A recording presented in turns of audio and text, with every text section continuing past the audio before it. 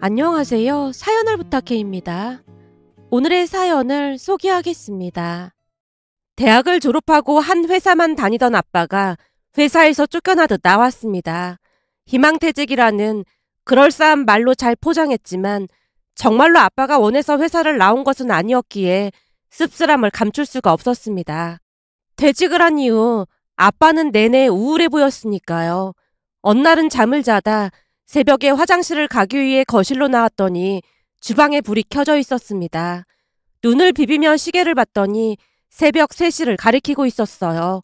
저도 모르게 주방 쪽으로 발걸음을 옮겼고 아빠가 홀로 앉아 술을 마시고 있었습니다. 아빠, 잠 안 자고 뭐 하는 거야? 자려고 누웠는데 영 잠이 안 와서 소주 한잔 하고 있었어. 근데 넌 왜 깼어? 혹시 아빠 때문에 깬 거야? 그런 거 아니야. 내가 한 잔 따라줄게. 라며 아빠 술잔을 채워드렸는데요. 순간 아빠 눈시울이 붉어져 있었습니다. 아빠는 괜찮으니까 얼른 들어가서 자. 내일 출근해야지. 알았어. 아빠도 너무 많이 마시지 말고 얼른 들어가서 자. 아빠에게 당부를 하고 다시 잠자리에 들었지만 아빠가 걱정이 돼서 쉬이 잠이 오지 않았습니다. 그날 뜬 눈으로 밤을 새우다시피 한 뒤 회사에 출근을 했는데요. 점심시간에 커피를 마시며 엄마에게 전화를 했습니다. 엄마, 혹시 아빠 옆에 있어? 아빠? 아니, 아침 일찍 친구 만난다고 나가던데 갑자기 아빠는 왜 찾는 거야? 사실은 새벽에 아빠 혼자 소주 마시고 계시던데 엄마 몰랐지? 뭐? 새벽에 소주를 마셨어? 아무래도 퇴직하고 나서 심적으로 꽤 불안한 상태인 것 같아. 그러니까 엄마가 옆에서 잘 좀 챙겨줘. 아침에도 할머니랑 같이 식사하면서 잘만 웃던데 이상하네. 그거야 가족들 걱정할까봐 아닌 척 하는 거겠지. 알았어. 엄마가 신경 쓸 테니까 넌 걱정하지 마. 엄마, 그리고 새벽에 술 마신 건 그냥 모른 척 해야 해. 라며 전화를 끊었는데요. 회사를 퇴직하고 난 뒤 등산도 다니고 친구들도 만나면서 참 바쁘게 살았기에 가족들 모두 약간은 놀랄 수밖에 없었습니다. 그리고 그날 이후 엄마는 생각이 많아진 듯 했는데요. 어느 날은 노크를 하고 들어와서 말을 꺼냈어요. 네 말이 맞더라니까. 어제도 새벽에 혼자 술을 마시더라고. 또 혼자 술을 마시고 있었단 말이야? 그래서 내가 같이 술 한잔하면서 물어봤더니 평생을 일만 하다가 아무것도 안 하고 있으니까 무기력해지는 것 같고 쓸모없는 사람이 된 것 같다잖니. 정말? 근데 아빠 은퇴가 좀 빠르긴 했어. 그러니까 회사에서 쫓겨났다는 생각도 좀 들긴 할 것 같아. 평생을 부려먹더니 내쫓을 때는 그냥 막 내쫓고 뭐 그런 사람들이 다 있다니. 엄마, 요즘 회사들이 다 그렇더라고. 우리 부장님도 언제 나가라고 할까 싶어 전전긍긍이더라고. 그런 거 보면 난 젊었을 때 뭔가 준비를 해야 할까 봐. 그나저나 아빠가 할 수 있는 일을 좀 찾아봐야 하지 않을까? 내 생각도 그래. 그래서 둘이 같이 사업이나 해볼까 고민도 되고 그렇네. 사업? 엄마, 사업은 준비를 많이 해야 한다던데 그건 아닌 것 같아. 그렇겠지. 당연하지. 잘못하다가 망하면 감당이 안 된다고 하더라고. 그러니까 엄마 혼자 고민하지 말고 아빠랑 진지하게 대화를 해봐. 아빠도 뭔가 하고 싶은 게 있을 거 아니야. 제 말에 엄마가 고개를 끄덕였습니다. 그 뒤 부모님이 자주 의논을 하는 모습이 보여졌고 어느 날 할머니가 제게 살짝 물었어요. 요즘 집안 공기가 좀 이상한 것 같은데 무슨 일 있는 거야? 그걸 이제야 느낀 거야? 아니, 네 아빠 회사 그만뒀을 때부터 약간 이상하긴 했지. 하루 종일 방 안에서 할머니 친구분들이랑 고스톱 치느라 바쁠 텐데 그걸 느끼긴 했나 보네.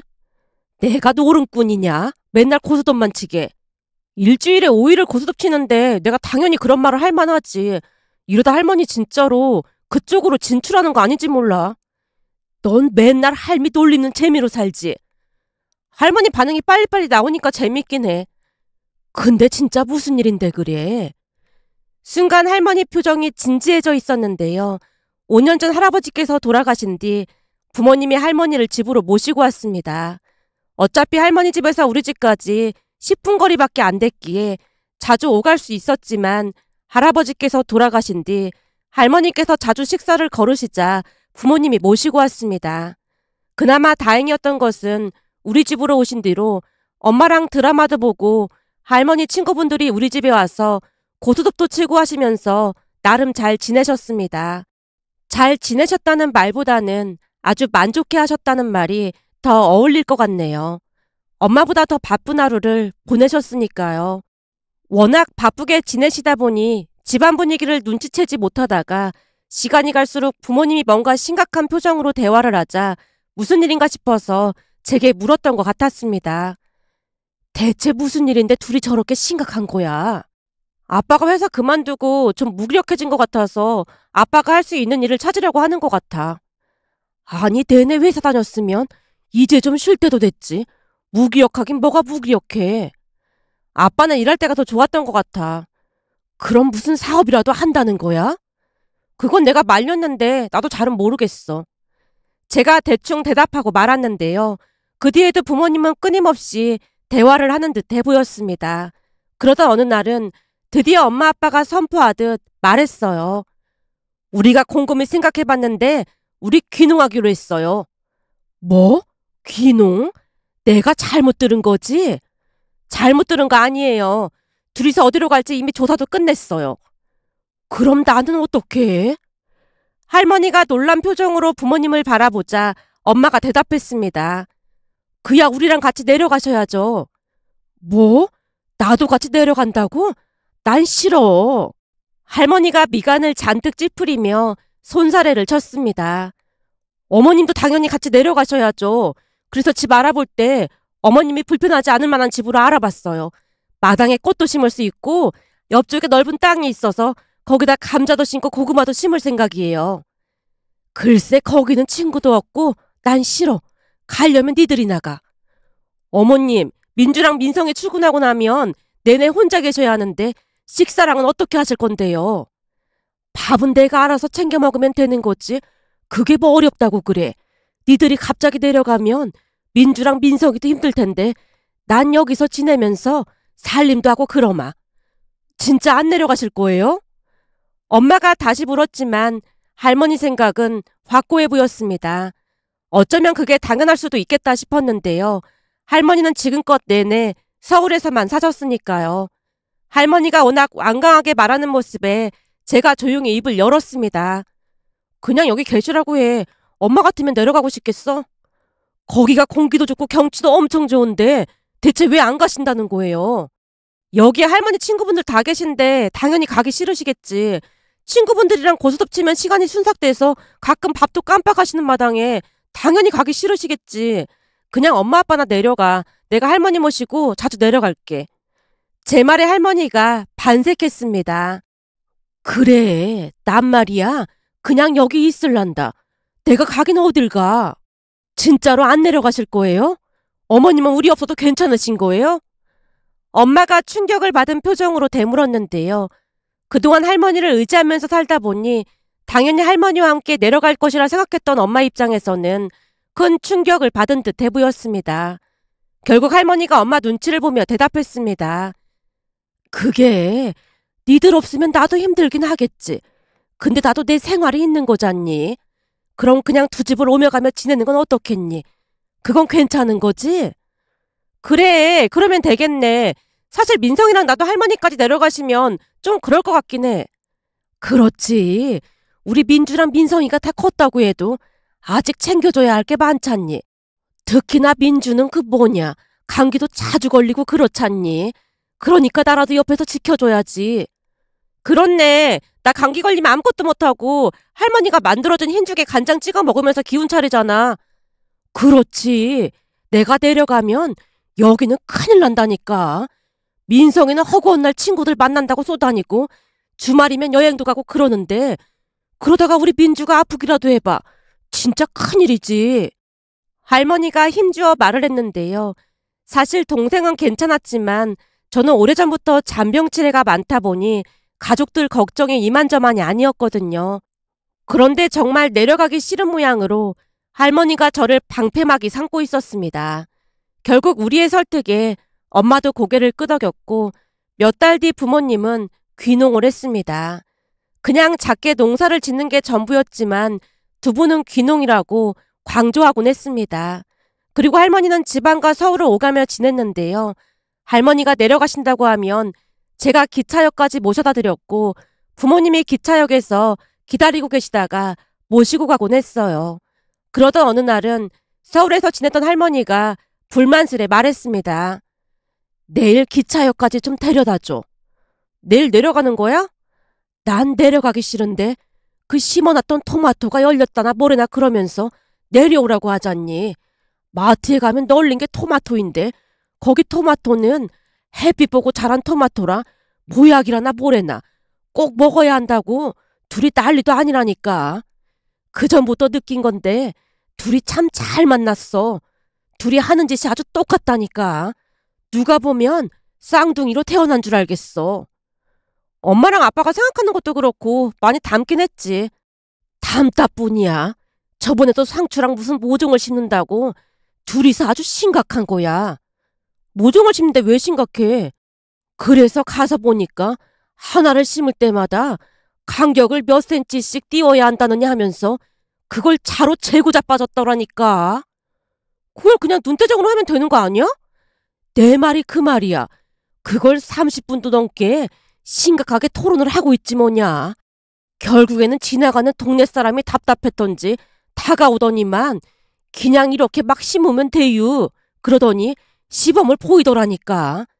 그랬더니 네 엄마 아빠가 막 박수까지 치면서 좋아하고 있더라니까. 진짜 그랬단 말이야? 그래. 그런 감각으로 뭔 놈의 농사를 짓는다고 귀농을 해. 쟁일 책만 들여다보고 책대로 하는 것 같던데 그 농사라는 게 감각이 있어야 하는 거야. 책대로만 한다고 되는 게 아니거든. 근데 내가 볼 때는 농사는 텄어. 아니 상추 모종 심는데도 그러고 있는데 어느 세월에 감자를 심고 고구마를 심겠어. 할머니가 고개를 절레절레 흔드는 모습에 제가 웃음을 참느라 애쓰고 있었는데요. 할머니 말을 들으면서 상추를 심으면서 심각한 표정으로 토론을 하는 부모님 모습이 머릿속에 그려졌거든요. 감자 심을 때 내려오라고 하는데 천불이 나서 그걸 어떻게 보고 있을까 몰라. 그래도 토마토 열렸다며. 그럼 잘한 거 아니야? 개뿔 잘하긴 뭘 잘해. 가서 보니 몇 개 열리지도 않았던데. 그 몇 개 열리지도 않았는데 아주 무슨 큰일 한 것처럼 어찌나 호들갑을 떨어대던지 옆집에 사는 양반이 나보고 뭐라고 했는 줄 알아? 뭐라고 했는데? 제 물음에 할머니가 있었던 이야기를 해줬는데요. 심었던 토마토에서 토마토가 몇 개 열렸다는데 엄마랑 아빠가 펄쩍펄쩍 뛰면서 할머니를 불렀답니다. 어머님, 이것 좀 보세요. 토마토가 열렸어요. 이제 보니 이 사람이 농사에 재능이 있었다니까요. 아니야. 당신이 도와준 덕분인데 뭐. 아니지. 난 옆에서 거둔 것뿐이고 당신이 다 한 거잖아. 라며 두 분이서 무슨 어마어마한 일을 한 것 마냥 서로를 칭찬하고 있더랍니다. 그 모습을 가만히 지켜보고 있던 옆집 할머니가 우리 할머니께 말했다네요. 아이고, 그 작은 아들 며느리 때문에 심심하지는 않겠네요. 그럼요. 절대 심심할 일이 없긴 하죠. 아마도 감자 캐는 날이 되면 감격해서 눈물도 흘릴 겁니다. 허구한 날 저러니 제가 심심할 틈이 있겠어요. 그래도 난 그 짝이 부럽기만 하네요. 우리 아들 며느리는 맨날 쌈질이나 하고 산다 만다 난리도 그런 난리가 없는데 참 부럽네요. 라는 말까지 했다네요. 옆집 할머니 말을 하던 할머니가 중얼거리듯 말했습니다. 하긴 뭐 모종을 좀 못 심으면 어때? 싸우지도 않고 둘이 저렇게 잘 맞는데. 그렇지. 어차피 우리 모두 농사 잘 지을 거라고 기대도 안 했잖아. 엄마 아빠만 행복하면 됐지. 그게 뭐 대수라고 그래. 그러니까 할머니도 그냥 대충 잘했다고 칭찬해줘. 라는 말에 할머니께서 빙그레 웃고 계셨어요. 그렇게 시간이 지나 할머니도 서울과 지방을 오가며 나름 잘 지내셨습니다. 그러다 어느 날은 몸이 좋지 않아 반차를 내고 집에 누워 있었는데요. 대체 뭘 잘못 먹었던 것인지 급성 장염의 식중독 증상으로 방에 널브러져 있었습니다. 그날은 정말 심각한 상태였는데 그냥 나아지겠지 싶어서 누워만 있었습니다. 시간이 지나면서 열까지 나기 시작했고 외출했다 돌아온 할머니가 놀란 채 부르는 소리가 얼핏 들렸는데요. 고열로 인해 비몽사몽한 상태로 대답도 못하고 있었어요. 그러면서 얼핏 할머니 목소리가 들려왔는데 누군가와 통화를 하면서 주수를 불러주고 있는 것 같았습니다. 그러면서 할머니 울음소리도 들려오는 것 같았지만 어찌된 것인지 입이 떨어지질 않았어요. 그리고 잠시 후 누군가가 저를 들것에 실어나르고 있었는데요. 나중에 알고 보니 할머니가 구급차를 부른 것 같았습니다. 그렇게 저는 구급차를 타고 병원으로 실려갔고 할머니 울음소리가 계속해서 들려왔어요. 괜찮다고 말하려고 몇 번이나 입을 실룩거리고 있었지만 어찌된 일인지 말을 할 수가 없었습니다. 그런데 잠시 후 응급실에서 간호사가 할머니한테 묻고 있었어요. 환자분 할머님 되시죠? 예, 내가 할머니입니다. 우리 손녀 좀 살려주세요. 어르신, 너무 걱정하지 마시고 제가 몇 가지만 물어볼 건데 혹시 손녀분 임신 가능성이 있을까요? 예? 임신이라니요? 검사하기 전에 그냥 물어보는 겁니다. 아니에요. 우리 손녀는 지금껏 한 번도 남자를 사귀어 본 적이 없어요. 이대로 죽으면 처녀 귀신이 되는 건데 우리 손녀 좀 살려줘요. 민주야, 정신 좀 차려봐. 처녀 귀신은 한이 많아서 절대 안 된다. 라는 울음 섞인 할머니 말이 응급실을 가득 메웠고 제 기억에는 여기저기서 웃음소리가 터져나온 걸로 기억이 납니다. 아마도 제가 호흡 곤란까지 와서 할머니가 정말 많이 놀라신 듯해 보였거든요. 그 와중에도 창피한 마음이 들어 어딘가로 숨고 싶은 심정이었습니다. 잠시 후 이런저런 검사도 하고 링거를 맞고 난 뒤 조금씩 나아져서 할머니를 불렀어요. 할머니, 나 괜찮아. 괜찮냐? 넌 아프면 말을 해야지. 방에서 혼자 그러고 있으면 어떡해. 너 때문에 이 할미가 얼마나 심령 감수를 했는지 알기나 해. 미안해. 집에 올 때까지만 해도 그렇게 심하진 않았거든. 근데 갑자기 열이 나면서 하늘에 붕 떠있는 기분이더라고. 지금껏 연애 한 번도 못 해보고 진짜 큰일 날 뻔했잖니. 나이 30이 다 되도록 연애도 못 해보고 저 세상 가면 얼마나 억울할 뻔했어. 할머니, 알았으니까 제발 그만 좀 해. 그때 마침 의사가 할머니께 설명을 하기 위해 다가왔다가 할머니 말을 듣고는 웃음을 터뜨리고 말았습니다. 할머니, 제발 그 처녀귀신이라는 말 좀 그만하면 안 돼? 내가 틀린 말 했어? 아니 그 나이 먹도록 연애를 못 해본 게 말이나 되는 소리냔 말이야. 내 말이 틀려요, 의사 양반? 네? 아, 사실 저도 30이 넘었는데 아직 연애 못 해봤는걸요. 뭐? 의사 양반도 아직 연애를 못 해봤어요? 대체 젊은 양반이 뭐하고 사느라 아직까지 연애도 못 해본 거야? 할머니, 제발 그만 좀 해. 라며 제가 할머니를 다시 말렸지만 할머니가 다시 입을 뗐습니다. 젊은 게 얼마나 좋은 건데 아깝게 그러고들 살고 있어.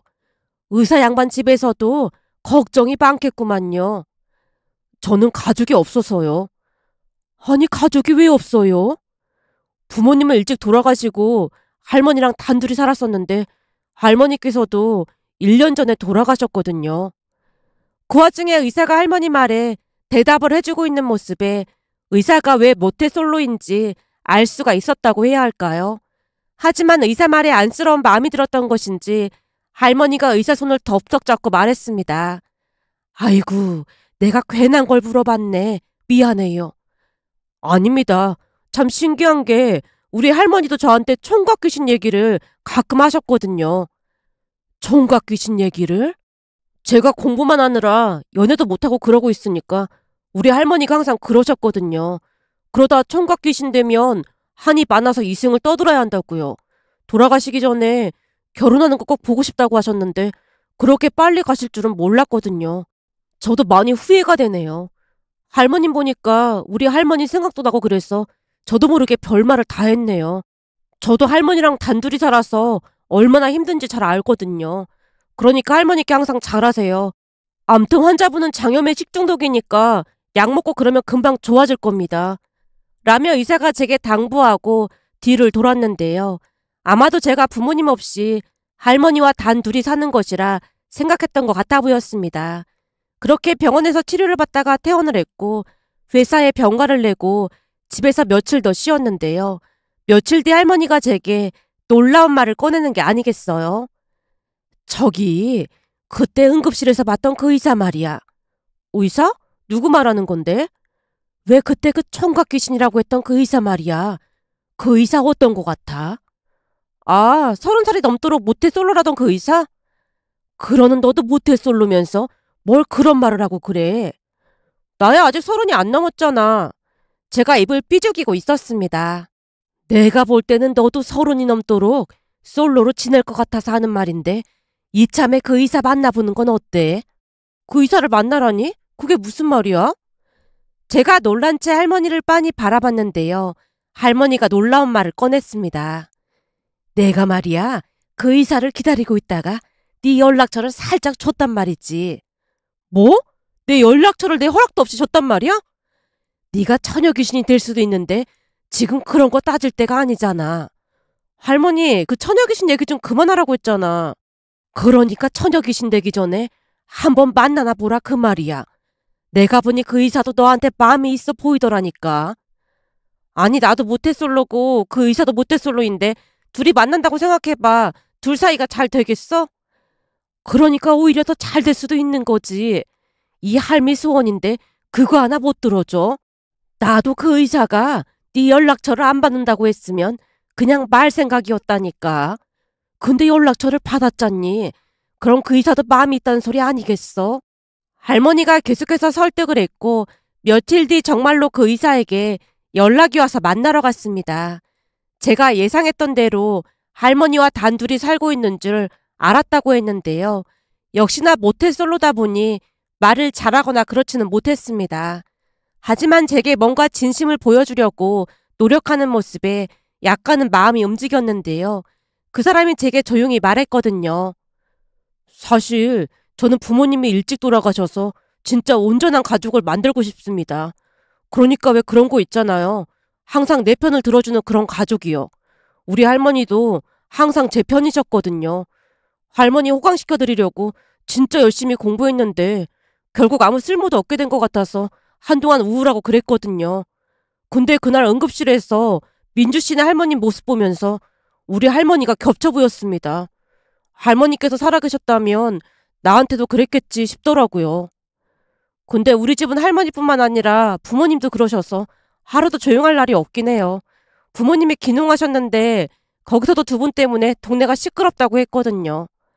귀농하셨으면 농사를 지으시겠네요. 말만 귀농이지 모종 하나 심는데도 하루 종일 걸려서 할머니가 맨날 잔소리하고 계세요. 대외적으로만 귀농이라고 하는 것뿐이지 제가 볼 때는 농사는 전혀 아닌 것 같더라고요. 그래도 아빠가 퇴직하고 내려가신 거라 즐겁게 하고 계시긴 해요. 민주 씨는 좋은 가족들이 있어서 참 좋겠네요. 저는 집에 가면 늘 외롭거든요. 의사면 여기저기서 선자리도 많이 들어오고 그러지 않나요? 드라마 같은 데서 보면 배경 좋은 사람들이랑 결혼도 하고 그러던데요. 전 그게 싫더라고요. 우선 의사는 됐지만 부모도 없고 그러니까 조금 얕보는 경향도 많거든요. 아니, 얕보고 할 게 뭐가 있어요? 그래도 의사인데. 제가 부모도 없다고 하니까 대릴 사이 삼을 생각을 많이들 하는데 한마디로 자기들 편한 대로 부려먹겠다 그런 심보인 거죠. 선도 몇 번 봤었는데 다들 그런 생각을 하는 것 같길래 언제부턴가는 여자를 피하게 됐고요. 근데 우리 할머니가 주는 제 연락처는 왜 받은 거예요? 민주 씨는 좀 특별했으니까요. 라며 싱긋 웃었는데요. 그 사람의 진심을 듣다 보니 저도 조금씩 마음이 열렸다고 해야 할까요? 그렇게 우리는 몇 번 더 만나서 식사도 하고 즐거운 시간을 보냈습니다. 물론 데이트를 하는 동안 병원에서 시도 때도 없이 전화가 걸려오기도 했지만 일이다 보니 저는 크게 신경 쓰지 않았고요. 그런데 그런 제 모습이 더욱 마음에 들었던 모양으로 그 뒤에는 더욱 적극적인 모습을 보였고 우리는 얼마 뒤 연인 사이가 됐습니다. 그렇게 1년 반쯤 사귀었을 무렵 할머니까지 모시고 부모님께 인사를 갔는데요. 부모님을 보자마자 할머니가 말했습니다. 보자마자 손주 사이감이다 싶었다니까. 그러게요. 어머님이 그렇게 보셨다면 그게 맞는 거겠죠. 반가워요. 앞으로 우리가 무농약체에서 다 보내줄 테니까 기대해요. 아, 네, 감사합니다. 결혼하면 우리 집에서 같이 살기로 했다. 네? 같이요? 신혼인데 따로 살아야죠. 우리 손주 사이가 꼭 그러고 싶다잖니. 내가 해주는 반찬을 그렇게나 좋아한다니까. 요즘도 시도 때도 없이 우리 집에 와서 밥을 먹는다니까. 혼자 살다 보니 맨날 배달 음식이나 라면으로 때웠었거든요. 근데 할머니께서 해주시는 음식이 너무 맛있더라고요. 일도 힘들 텐데 밥이라도 잘 챙겨 먹어야지. 갈 때 채소랑 싸줄 테니까 가서 잘 챙겨 먹어요. 네, 감사합니다. 라고 말하던 남친 얼굴이 싱글벙글이었는데요. 남친도 부모님이 마음에 드는 모양인지 두 분 뒤를 따라다니면서 농사일까지 거들었습니다. 물론 부모님도 바르게 잘 자란 남친을 마음에 들어했고요. 그날 마당 평상에서 한우와 삼겹살을 구워 먹으면서 즐거운 시간을 보냈는데요. 아빠가 따라주던 술을 한 잔 마시던 남친이 눈물까지 글썽이는 모습에 가족들이 다들 안타까워했습니다. 앞으로는 우리가 엄마 아버지가 되어줄 테니까 맘 편히 먹고 살도록 해. 네, 어머님, 감사합니다. 라며 눈물을 훔치던 남친을 보며 저도 덩달아 눈물을 훔쳤답니다. 그렇게 우리는 결혼을 했고 할머니와 함께 살고 있는데요. 눈치가 보였던지 동생은 홀로 나가서 자취를 하고 있답니다. 원래도 집에 잘 들어오지 않았던지라 오히려 귀하다 싶어 즐거워하는 모습이었으니까요. 며칠 전에도 부모님이 계신 곳에 가서 즐거운 시간을 보내고 왔는데요. 그러면서 보니 예전과는 다르게 남편 표정이 많이 밝아져 있었습니다. 그 모습을 보며 행복한 마음이 들어 이렇게 글 남겨봅니다. 오늘의 사연은 여기까지였습니다. 즐겁게 보셨다면 구독, 좋아요 부탁드립니다. 고맙습니다.